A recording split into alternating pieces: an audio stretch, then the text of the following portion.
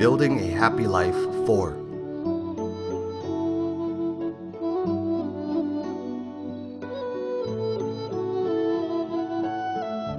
Speaker Teacher Cai Li Xu.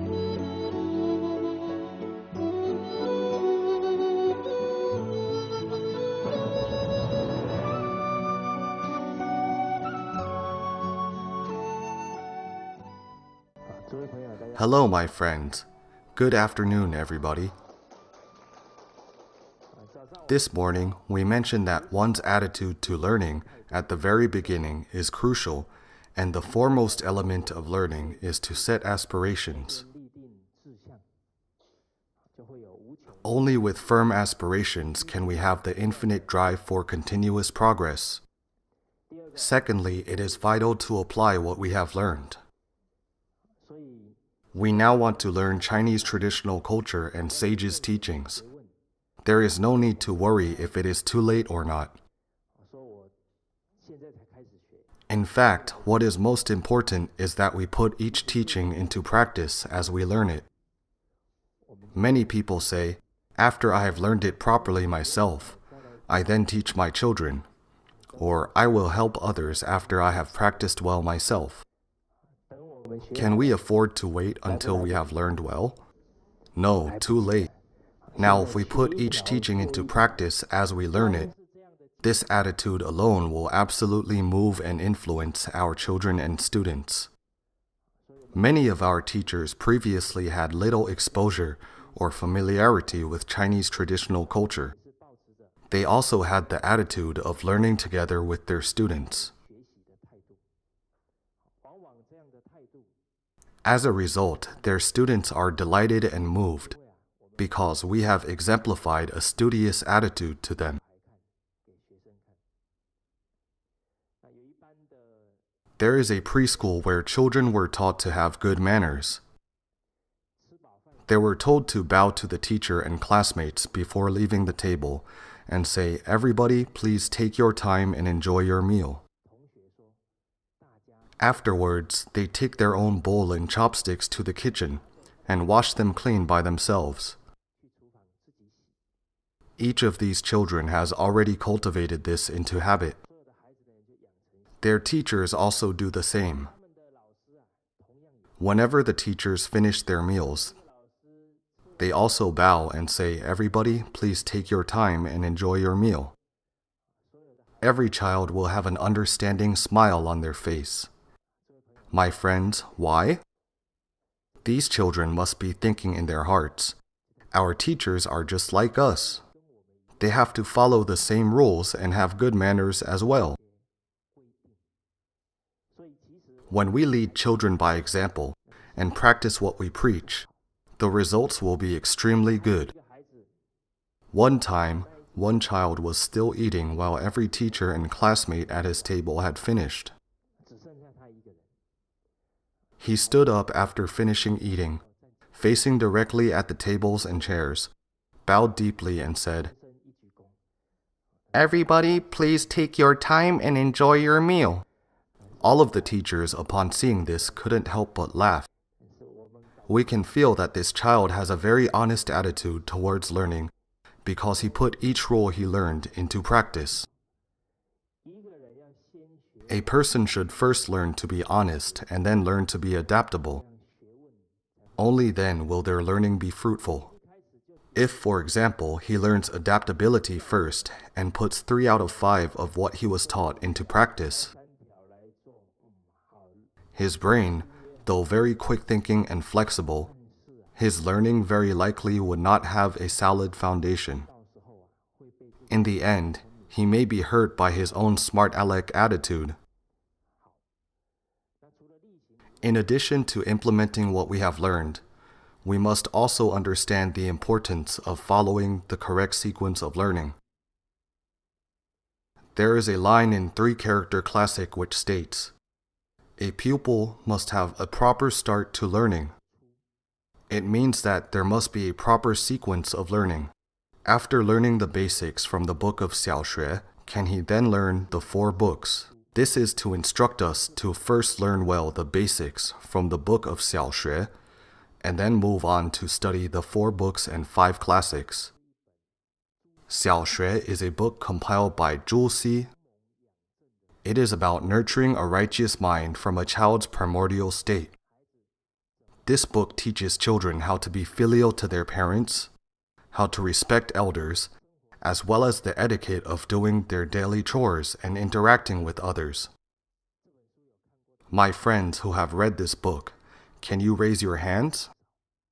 Wow, quite a few. This book is nearly 1,000 years old. Its history is certainly quite long. Much of our living conditions and social environment has changed compared to that year. But why is it still so important for us to learn 小学? Because children, starting from a young age, should first establish a solid foundation of how to interact with others and tackle daily tasks. With this solid foundation, they will not merely be reading the words when studying other classics, but would apply the teachings into daily life, particularly when interacting with others. So this foundation must be established and firmly rooted. This book was written quite long before our time. I once read it and could only understand 60 to 70% because there were many unfamiliar phrases. After translating 小学 into modern language, I also translated 弟子规 and was very touched by this book's content. I highly praised it. 弟子规 was written in the Qing dynasty. It is only a few hundred years before our time, relatively recent. The author, Li Yixiu of the Qing dynasty, compiled 弟子规 based on the guidelines and core contents of 小学. Every single line in 弟子规 corresponds with and can be applied to our daily lives. Furthermore, it encompasses all the main points in 小学. Li Yixiu, when compiling this book, also followed very important teachings from the Analects. 弟子规, the guidelines for being a good person, is exhorted by the ancient sages. Being filial and fraternal is the foremost rule, followed by being cautious and trustworthy. Love all equally and learn from the benevolent ones. Having practiced all of the above, one can then expand one's horizons to study literature and the arts. Based upon Confucius' teachings, Li Yixiu concluded with 7 outlines and compiled the book 弟子规. Therefore, to learn 弟子规 well is to set a solid foundation of 小学. If the foundation is not firm, and they jump straight into learning the 4 books and 5 classics, they will become increasingly out of touch with reality. Some children read many classic texts but may use them to argue with their parents. There was a child around 6 years old. On one occasion, his mother was disciplining him. He answered back to her, "Mother, do you have the 5 virtues of Confucius? Gentleness, kindness, respectfulness, thriftiness, and concession? If you cannot achieve them yourself, you have no right to criticize me." His mother's heart dropped, and she thought to herself, "This child already dares to use the classic texts to argue with me now. What would happen if he reads more of them?" I have an elderly relative. She once visited us with her granddaughter, who calls me uncle. My parents were both home that day. She said to the little girl as soon as sitting down, "Come, let's recite a few words you have learned in English to your elders." This little girl recited very fluently. I believe that it was not her first time putting on a performance in front of others. Therefore, she was very comfortable. Her grandmother started the questions. "How do you say apple in English?" The little girl replied, "Apple." Grandma continued, "What about umbrella?" The little girl answered, "Umbrella." This Q&A show went on smoothly for several rounds. Suddenly, the little girl countered by asking her grandma a question. "Grandma, how do you say book in English?" Her grandmother replied, "How do I know?" The girl said, "Grandma, how come you are so dumb?" If children do not interact with people properly and tackle daily tasks, the more knowledge they acquire and the more books they read, the more arrogant they will become. Arrogance is a huge killer of seeking wisdom. Once arrogance emerges, it is very unlikely for one to succeed in developing wisdom. This is why in the Book of Rites it states, "One must not let arrogance grow." This is a very important reminder from our ancient sages.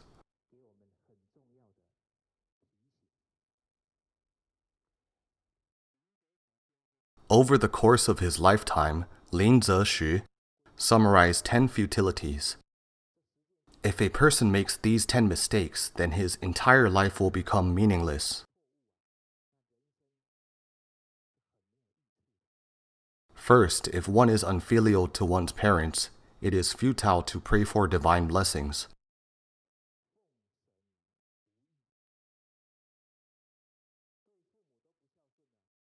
If a person is not filial to their own parents, would it work to pray for deity's blessings?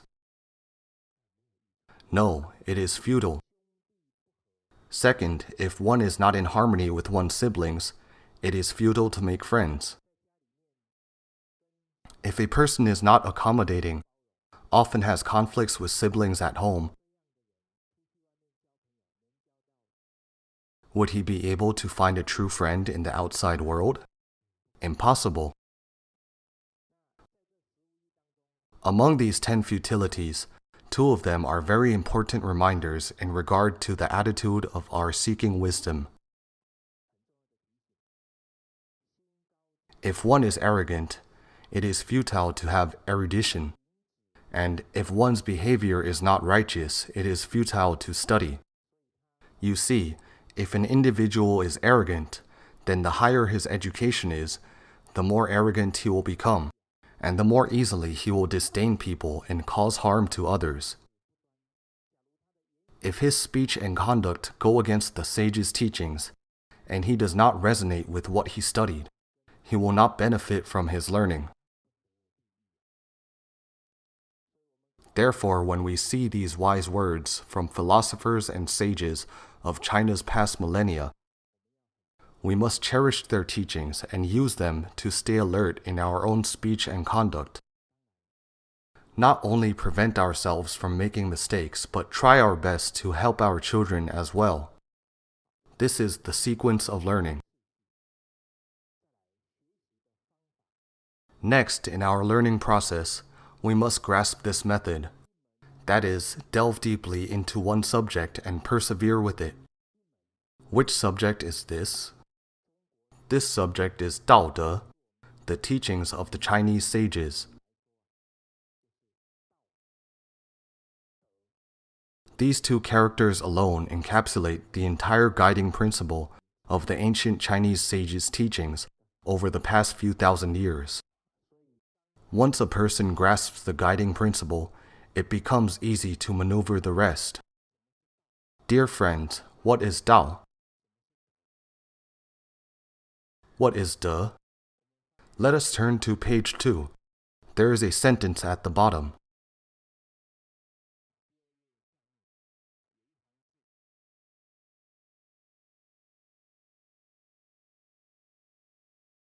Let us read this sentence together. The laws of nature that transcend time and space are called Dao.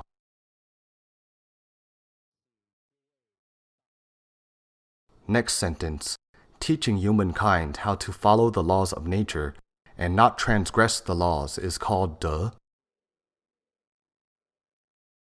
Hence, Dao is the laws of nature that transcend time and space. It is what Chinese people call the Great Ethical Path. The 5 ethical relationships that the ancient Chinese sages taught are known as Dao. When everything in the universe follows its own trajectory of moving, there will be no conflict. Not only human beings have their ethical path, planets have their proper orbits too.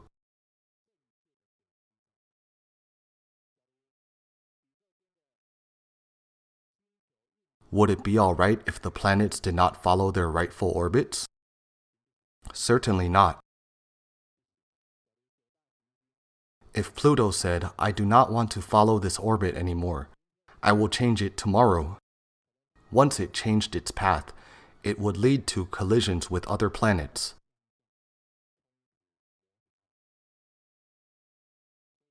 Planets are like this, so are people. Only if we follow the rules of 5 ethical relationships properly will we then live in harmony. If we don't follow them, there will be contradictions and conflicts.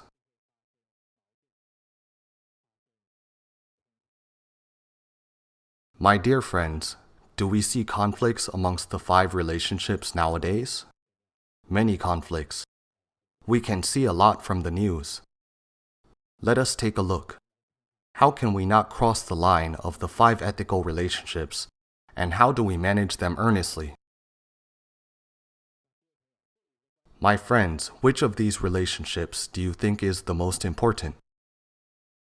All are important. However, the doctrine of the mean states, the Tao of becoming a virtuous man starts from the ethical relationship of husband-wife. So the spousal relationship is far influential. But why is the spousal relationship most important? It is because husband and wife live closely in the same room. If they live in harmony, children who are brought up in such an environment will naturally be close to their parents. This good example will also foster a harmonious relationship between siblings. The way that a husband and wife treat each other indeed has a silent instilling influence on children. Once the relationship between husband and wife is harmonious, their children will also have harmonious relationships among siblings. When a child is close to his parents, he will recognize and be grateful for his parents' toil and efforts. In turn, his gratitude will be naturally applied to others. As a result, when he encounters leaders and elders who care for and give him useful training, such a grateful child will naturally give rise to the sense of righteousness between superiors and subordinates. His loyalty will naturally be developed. There is a famous ancient Chinese saying, "Loyal subordinates come from families with filial children."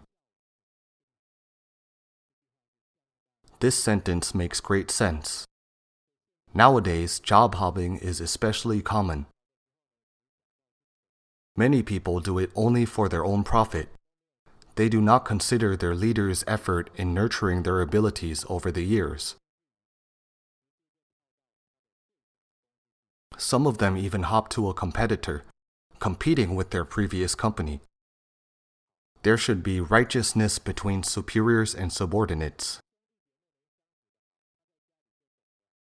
If siblings get along well, helping and looking after one another, they will naturally reveal fraternal love to their classmates and coworkers, hence building good friendships with others. Therefore, once the relationship of husband-wife is harmonious, all of the 5 ethical relationships will become proper and harmonious.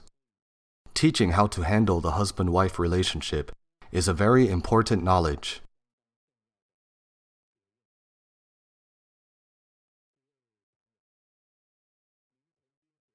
My friends, have you ever learned how to handle spousal relationships? Has it ever been taught in your textbooks? No. Why is such an important subject not formally taught? All of the questions that we answered in our examinations have not had much impact on our lives, but we studied them for a long time. In contrast, we have never learned about something that has a big impact on our lives. When it comes to a husband-wife relationship, we should keep this phrase in mind: make a cautious start. Even before marriage, we should keep our eyes wide open and choose the right partner. Of course, while you are choosing others, others are also choosing you. Always busy meeting new people won't find you a good spouse. This approach is too tiring. The best approach is called having the moon surrounded by stars. As long as you brighten your own aura, stars will naturally gather around you. Then you will have many choices. This is the wisest way of finding a spouse. Husband-wife should have a cautious start. They must clearly discern if this person is suitable to be a lifelong partner. This is not something to be taken casually. Where do young men and women nowadays learn about romantic relationships? Often from love songs. But what portrayal do most love songs give concerning romantic relationships? Misery, like a matter of life and death. Right? It seems as if a person cannot be called a young fellow if he suffers no misery. They feel that it is a wasted youth if a youngster is not frivolous. Can we really regard this as love? As soon as I noticed this trend, I was very cautious when teaching the 5th and 6th grade. I immediately gave them a vaccine injection so that they could form a correct attitude towards romantic relationships and avoid being misled by those love songs. I told them that it takes a process for people to build a relationship. This process must start from being acquainted with one another, then get to know each other afterwards, which is mutual understanding. Following that, cherishing for the affinity of each other should be developed, and finally, should they fall in love and get married. Is marriage the end of all? Many people say marriage is the grave of love. This is totally a misleading concept. If the relationship is handled properly, it will get better and better, like fine aged wine. That is why marriages need to be managed. What is true love? I often give an example.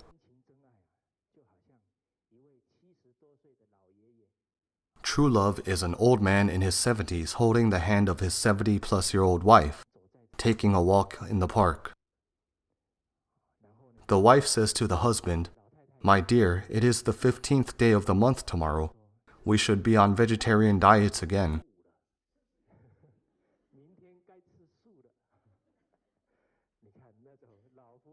You see, genuine love can truly be seen in old couples who cherish each other. The fire-like love certainly does not have the same energy, and it is easily subject to change. So we must teach our children there is a proper sequence for romantic relationships. If, for example, a man had just met you today, and he immediately said to you, "I love you so much," what must this be? Surely he is trying to trick you. This does not follow the natural order. It is surely false. Or if he told you, "In this lifetime I will not marry anybody but you," you should quickly raise your awareness. What is he doing? He does not even know what kind of person you are and knows nothing of your attitude towards other people or daily life. Yet he is saying that he likes you very much. What is this called? It is cunning sweet talk. From acquaintance to knowing, we should keep very calm during this stage. For example, if you are interested in someone, you should then observe him carefully.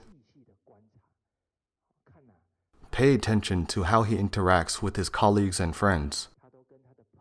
Such observations will be more objective and help you truly understand his attitude in dealing with people and matters. If he treats all of his classmates and friends very lovingly and is caring towards others, then it is guaranteed that if he truly cherishes you and loves you, he will definitely contribute much effort and put his heart and soul into it. So when getting to know each other, you must be objective, be rational, and should not go on private dates alone right away. This is very dangerous.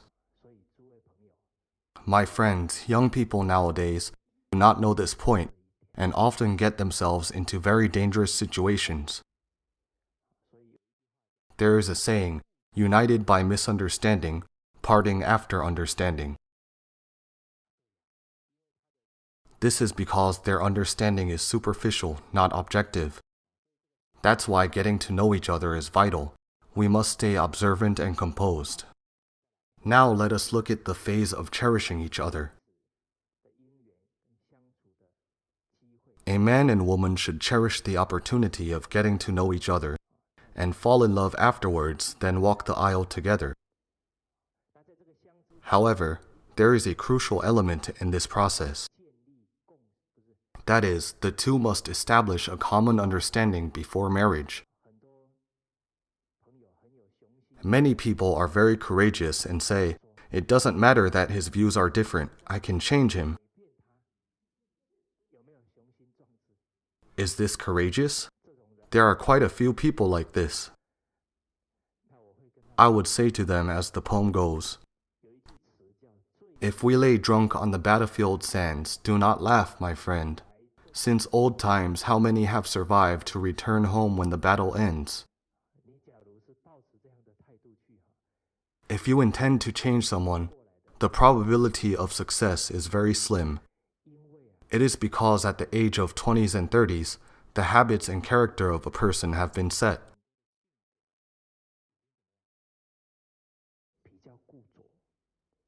Unless one wants to change himself, it will be very hard for anyone to change him. So we should go with the flow, not try to force or beg for anything. Only if we find our other half who shares the same outlook and aspirations with us, will the marriage not be full of hardship. Now let us look at the phase of falling in love. How do we love others?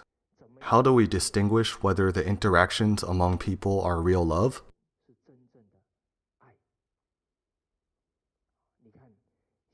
You see, nowadays people use the word love to threaten others.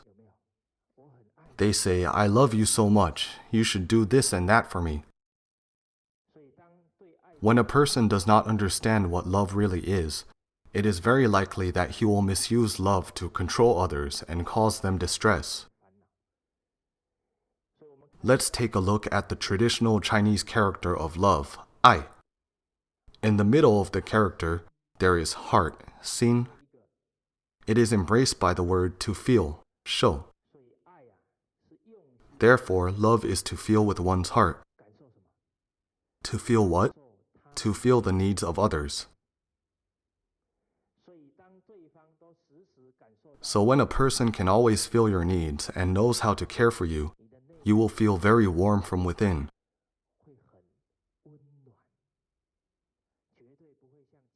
It will certainly not be as miserable as those love songs describe. So firstly, the feel of love is warm. We must learn to distinguish if someone's love is real.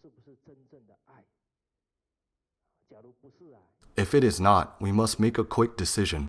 Do not be deluded and persist with it. Secondly, the words of love are righteous, rather than full of cunning sweet talk.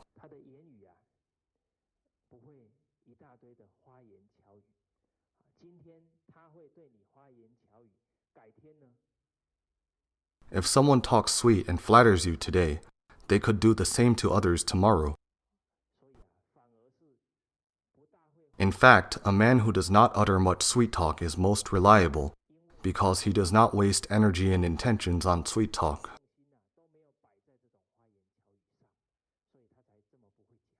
What do those big sweet talkers put all of their energy towards? They put their energy on deliberating those flattery words. A woman once shared her story of meeting her husband for the first time. The first sentence her husband said to her was, "Your teeth are not good." Then he continued, "Your digestive system is not good either. Because of your bad teeth, you cannot chew your food properly, so your stomach and intestines have a heavy workload." Later she thought, "This person is so honest. He did not try to sweet-talk me at all, even pointed out my flaws on the first date." She felt that this kind of man was very reliable, and ended up marrying him. Looking back at this story, she was very wise indeed. She knew that men who speak straightforwardly are reliable. So the words of love should be righteous. Thirdly, the heart of love is pure and selfless.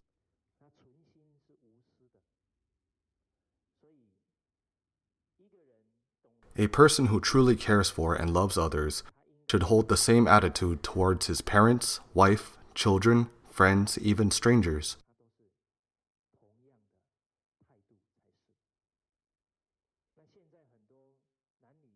In many cases today, when one wants to end the relationship, the other becomes furious and even brings harm upon them.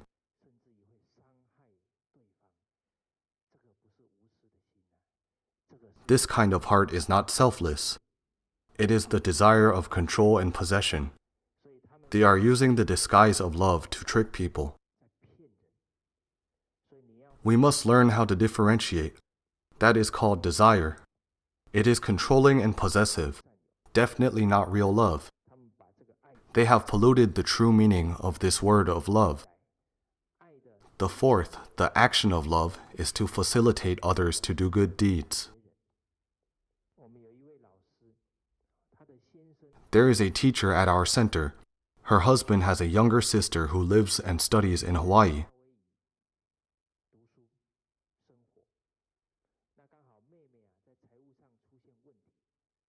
One time, his sister was experiencing some financial hardship, and this husband told her, "We have saved a bit of money over the past 2 or 3 years. Now my sister is going through some hardship. I want to transfer all of our savings from the past few years over to her." My friends, if your husband said that to you, what would your response be? How come nobody answers? This teacher immediately responded to her husband, "I am very touched that you look after your younger sister so selflessly. I believe that your parents would be very comforted. I support your decision. I will go to transfer the money for you tomorrow." You see, this wife even was willing to fulfill this selfless act for her husband. So what is the action of love? It is to complete the good wishes of others, to help fulfill their kindness and proper deeds. The next day when she was about to wire the money, a friend of hers happened to find out and was very touched. This friend said, "You don't need to make the trip. I will wire the money for you." She was very familiar with the bank. After transferring the money, she said to the teacher, "I have already wired the money. Don't worry, just pay me back whenever you can." You see, one person's kind actions will move the people around them. From these 4 angles, we will be able to tell if a person knows how to truly love others.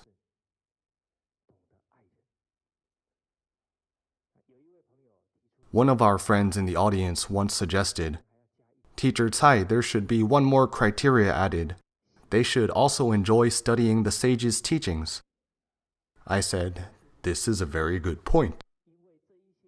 Because where do we learn the right attitude for interacting with people? It does not suddenly appear out of nowhere. We can only form the right attitude by learning the sage's teachings. After we have chosen the right partner, we should next learn to manage the marriage and establish a common understanding. The foremost responsibility of a family is to educate children properly. As the saying goes, nothing is more important than educating children. Let's think about it.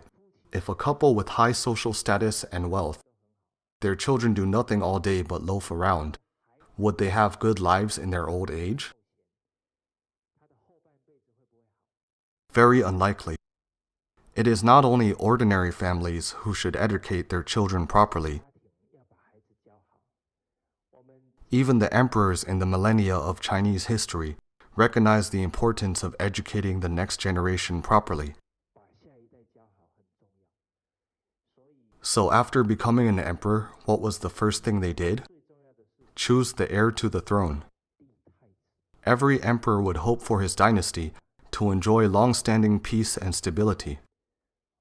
Only when the crown prince was upright and behaved properly could their entire kingdom be governed properly. So those emperors would invite the best teachers in the country to teach their children. Only if the husband-wife have this common understanding will they cooperate well. Among the 5 ethical relationships, the husband-wife relationship is defined as husband and wife have different duties. Husband-wife is Dao. Having different duties is De.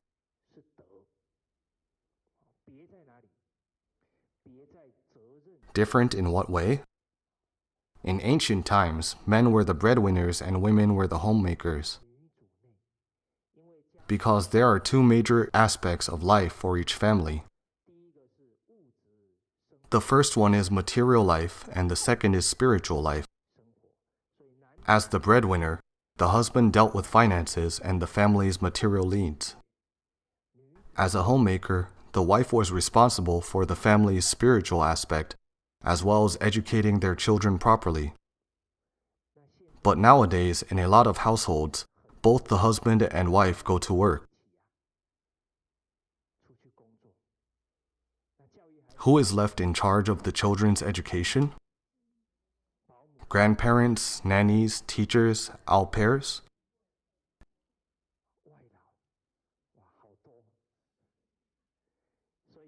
Nowadays, there is a new phrase, substitute parents, such as teachers we just mentioned.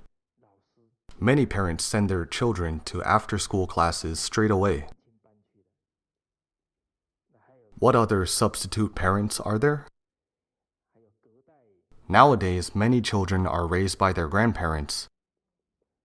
There is another substitute parents that many parents hire nowadays.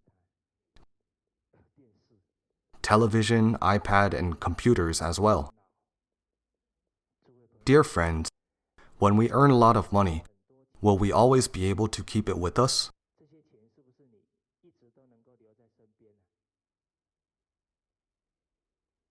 We must understand, our wealth has 5 owners. Flood is after it, fire is after it, corrupt officials, thieves, and robbers are all after it.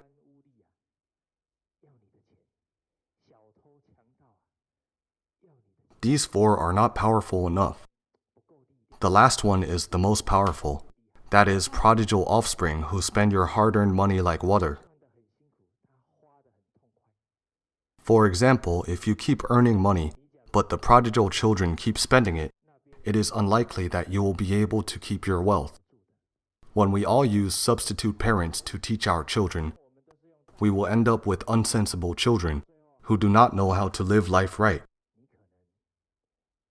It is very likely that you will have to worry about them for the rest of your life, and probably suffer from depression.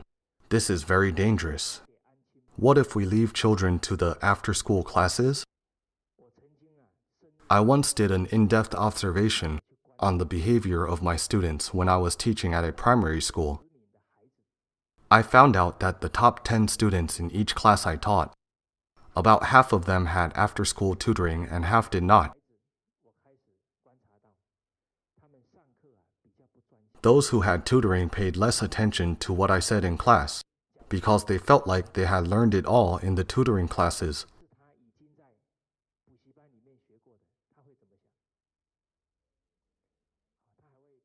They would even brag to the classmates next to them, "I have learned all this." So would they pay attention in class? This is a very serious problem. The vital element of studying is being focused. When a student treats learning without respect, the sign of failure has already been revealed. They would not pay attention to what they have learned. What if he has not learned what the teacher is teaching today?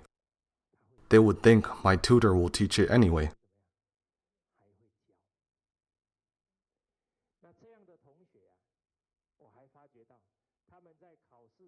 I also noticed that those students kept reading a few pieces of paper before every exam. What papers were those?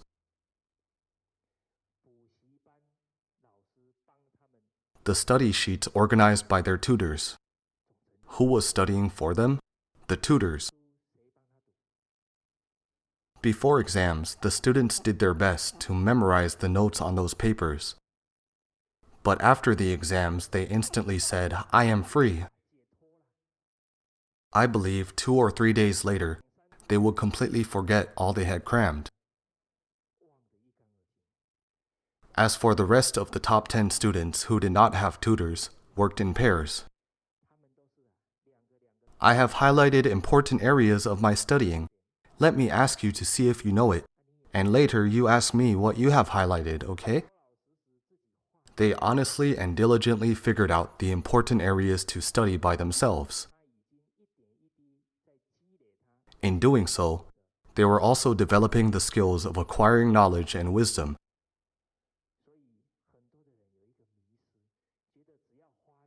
Many people think that spending money will bring a desirable outcome. They do not carefully evaluate if their children truly learn and benefit from it.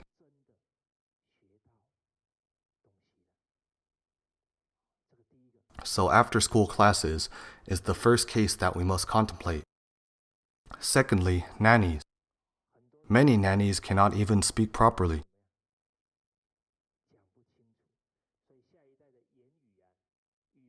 Consequently, the language skills of the next generation are going downhill. My friends, a child's language skills are the foundation of all other subjects. If he cannot grasp them properly, he will find it difficult to learn other subjects. The problem is not just about language, but also about nannies' attitude towards children. Do they treat children the same way as a parent would? Surely not. A nanny treats the children that she looks after as her boss or even an emperor. Before going out, many children with nannies will sit on a chair, spread out their feet, and wait for their nannies to put on their socks and shoes for them.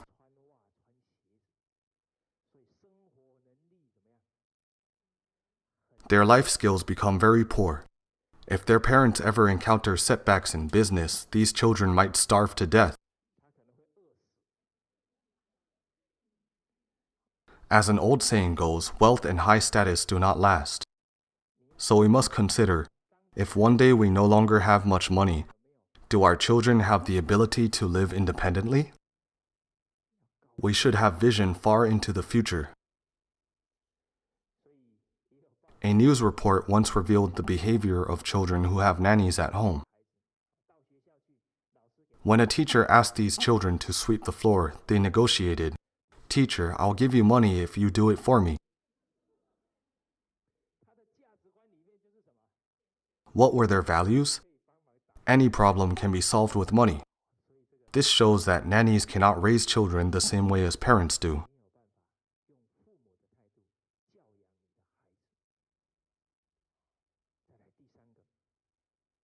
The third situation, being raised by grandparents. Many elders were relatively rational when they were parents.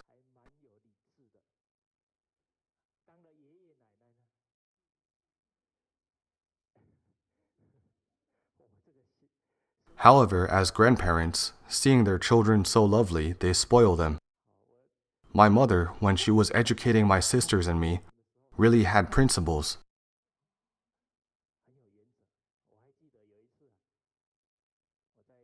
I remember that I once made an unreasonable request to her. My mother just picked up a book and ignored me.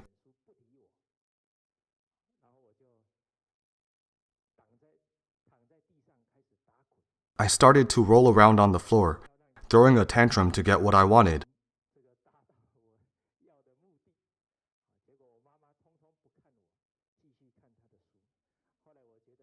After a while, I was too tired to keep rolling around and realized that my mother would not be affected by my tantrums and threats. So I calmed down, stood up, and walked away quietly. See, this incident left a strong impression in my memory. We must have principles when educating children. We should never give them whatever they want because it will completely spoil them. You see, my mother was so good at educating me. However, looking after her grandchildren, she started to spoil them. She often said to me, "Don't be so mean to your nephew." I did not respond at that time. After about half a year, she said to me, "You are right to be firm with them." Because at that point, my nephews had shown no fear or respect to her. So children raised by grandparents will be spoiled. It is not effective.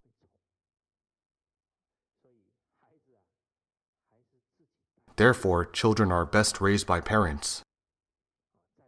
Now, raising children with TV and computers, it is even worse. Most of what children learn from them is greed, resentment, ignorance, and arrogance.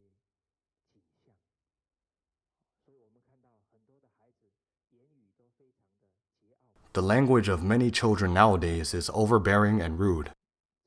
They may not necessarily learn it from their parents, but from TV and computers.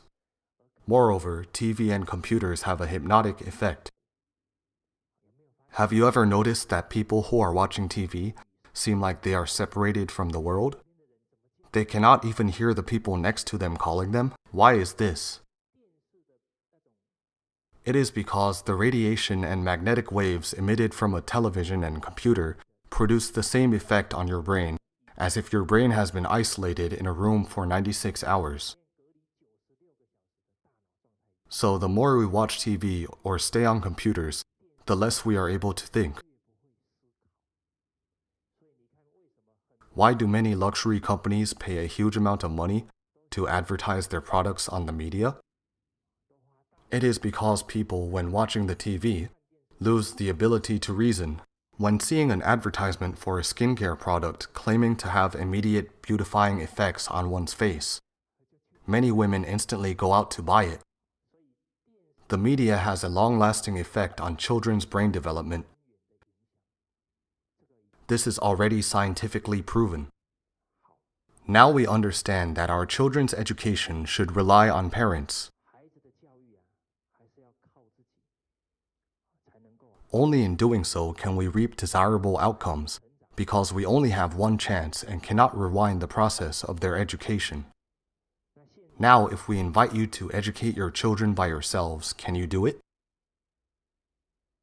Some people will say, "Teacher Cai, even though I agree with everything you said, there are some things that are beyond our control once we enter into society." Let us analyze one issue, that is the financial issue. Most people think that unless both parents go to work, the whole family will starve. You see, we always make presumptions.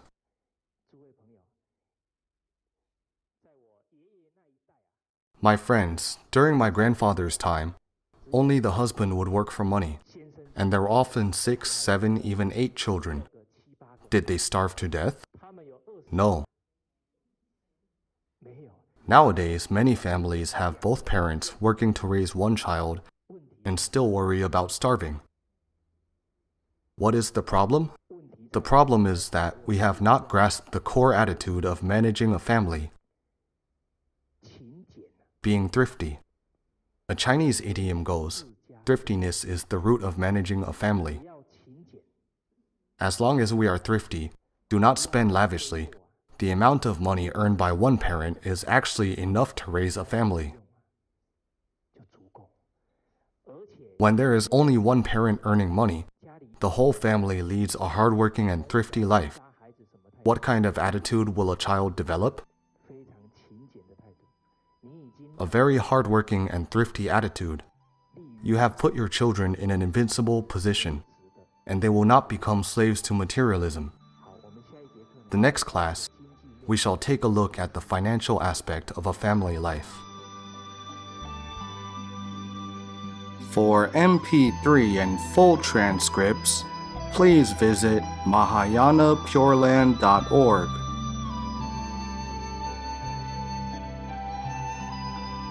No copyright. Welcome to Circulate. Infinite merits to propagate.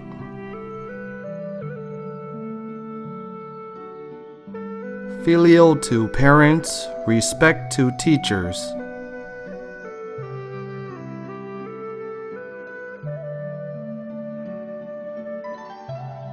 See you again.